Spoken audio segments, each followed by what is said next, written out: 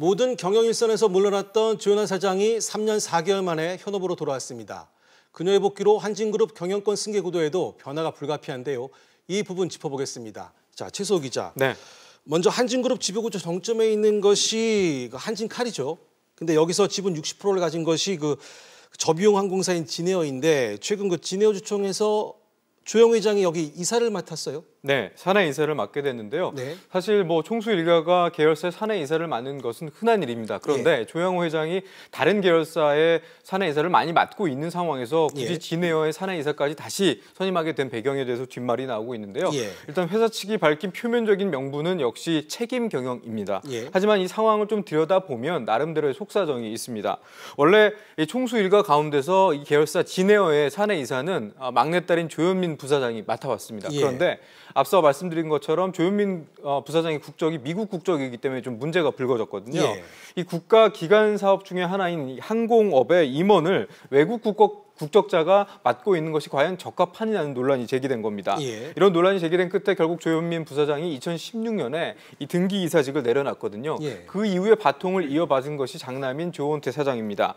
그런데 이번에는 일감 몰아주기 논란이 제기되면서 지난해 조원태 사장 역시 진에어의 대표 이사직을 내려놓게 됩니다. 결국 이 자식들에게 진에어의 등기 이사 대표를 맡기려고 했지만 이런저런 사정이 생겨서 결국 조 회장이 직접 맡을 수밖에 없는 측면이 있었습니다. 그렇군요. 결국 자식들 때문에 아버지가 나선 그런 모양새가 돼버렸네요. 앞서 잠깐 언급했지만 조현아 사장 한진가 3세 중 맞이인데요. 그렇습니다.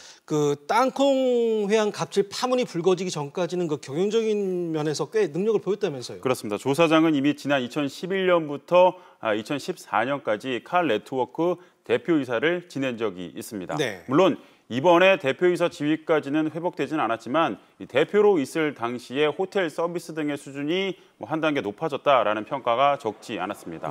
조 사장은 그러면서 이 대한항공에서 기내 서비스와 기내식을 책임지기도 했습니다. 일정 부분 겹친다라고도 볼 수 있는 부분인데 이 부분도 긍정적인 평가가 사실 많았습니다.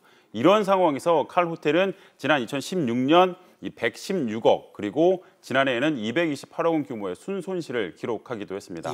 이렇게 상황이 안 좋아지다 보니까 그룹 입장에서는 조 사장을 어떤 반전의 계기로 마련하겠다라는 명분을 어떻게 내세울 수 있었던 셈입니다. 그렇군요.